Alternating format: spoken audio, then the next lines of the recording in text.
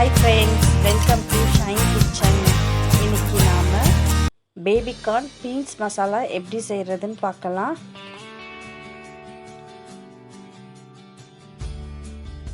அதுக்கு ஒரு fry pan எடுத்துக்கலாங்க. அதுக்கு ஒரு 2 ஸ்பூன் ஆயில் விட்டுக்கலாம். ஆயில் நல்லா காஞ்ச உடனே கட் பண்ணி வச்சுருக்க பேபிகார்ன் அதில் எல்லாம் போட்டுக்கலாம்.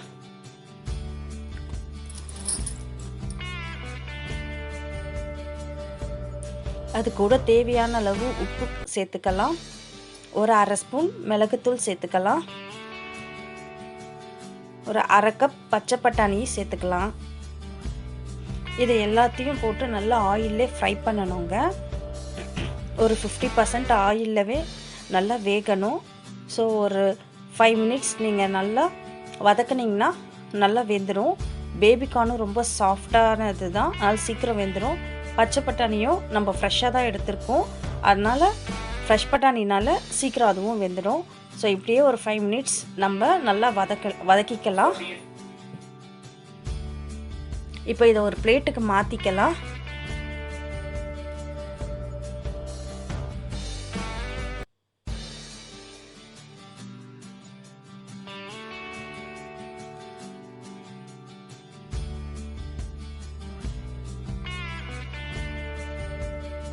இப்போ மறுபடியும் ஒரு 3 ஸ்பூன் ஆயில் சேர்த்துக்கலாங்க. இப்போ ஆயில் நல்லா காஞ்சவுடனே நான் மீடியம் சைஸில் 2 வெங்காயம் நல்லா மிக்சியில் அரைச்சி வச்சுருக்கேன், அதை இதில் போட்டுக்கலாம். போட்டு இதை நல்லா அப்படியே வதக்கிக்கலாங்க. இது கூட ஒரு 3 பச்சை மிளகாய் கட் பண்ணி அதிலேயே சேர்த்துக்கலாம்.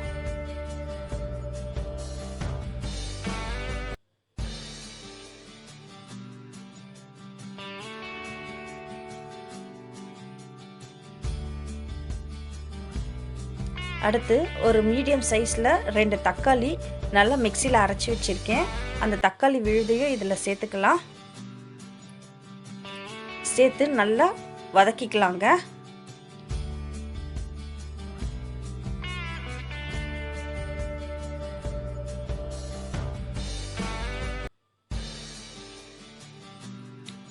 இது நல்லா ஃப்ரை ஆகணும், கொஞ்சம் கொதிக்க ஆரம்பிக்கட்டும்.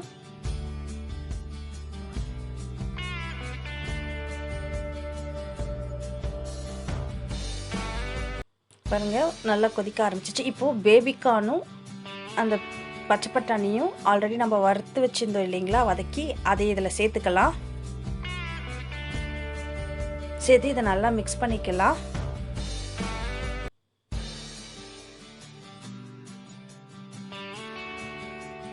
கொஞ்சம் ஸ்டவ் மீடியமாக பண்ணிக்கோங்க.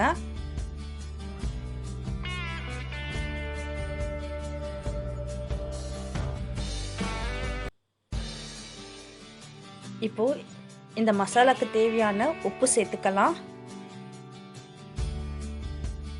ஆல்ரெடி பேபிகார்ன் வதக்கும் போதே கொஞ்சம் உப்பு போட்டிருக்கோம், பார்த்து சேர்த்துக்கோங்க.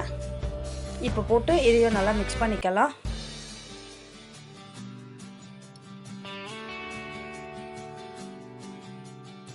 அடுத்து ஒரு 1/2 ஸ்பூன் மஞ்சள்தூள் சேர்த்துக்கலாம். ஒரு 2 ஸ்பூன் மிளகாத்தூள் சேர்த்துக்கலாம். உங்களுக்கு காரம் அதிகம் வேணாலும் எக்ஸஸாக சேர்த்துக்கோங்க.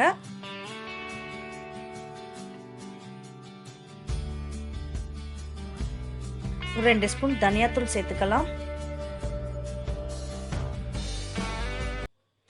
ஒரு 1 ஸ்பூன் மிளகுத்தூள் சேர்த்துக்கலாம். ஒரு 1/2 ஸ்பூன் கரம் மசாலா சேர்த்துக்கலாம். இது எல்லாத்தையும் போட்டு நல்லா மிக்ஸ் பண்ணிக்கலாம்.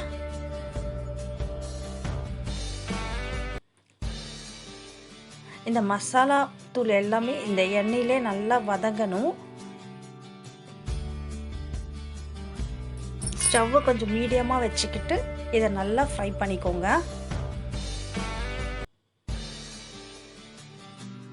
இப்போ அடுத்து ஒரு 1/2 கிளாஸ் தண்ணி எடுத்து ஊற்றிக்கலாம்.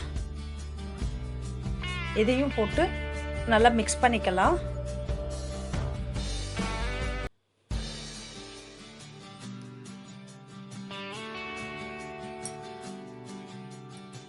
இது நல்லா கொதிக்கணும்.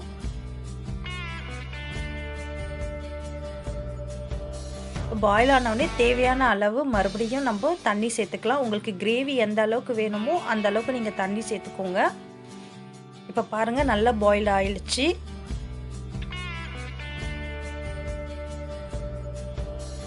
இப்போ ஒரு 5-6 முந்திரி எடுத்து கொஞ்சம் தண்ணி சேர்த்து நல்லா மிக்சியில் நல்லா திக்காக அரைச்சி அந்த பேஸ்ட்டை வந்து நம்ம இதில் சேர்க்கணும். இது எதுக்காக சேர்க்குறோன்னா, கிரேவி நல்லா திக்னஸாக வரும், ப்ளஸ் நல்லா டேஸ்டியாகவும் இருக்கும், ஒரு ஃப்ளேவராகவும் இருக்கும். அதுக்காக தான் இதை நம்ம சேர்க்குறோம்.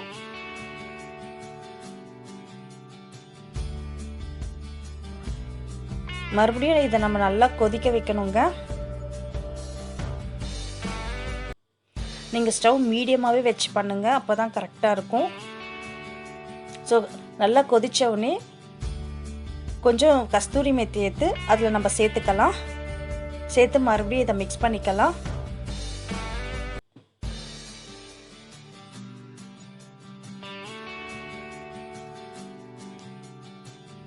மிக்ஸ் பண்ணிட்டு இதை மறுபடியும் நம்ம கொதிக்க விடலாங்க.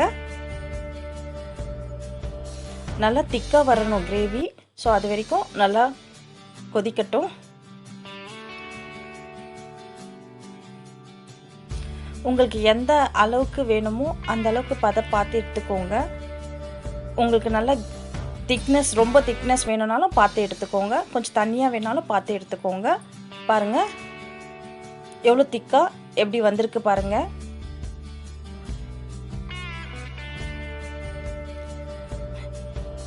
இந்த பேபிகார்ன் மசாலா நீங்கள் சப்பாத்திக்கு, ரொட்டி, நான் எல்லாத்துக்குமே சாப்பிட்லாங்க. ரொம்ப சூப்பராக இருக்கும்.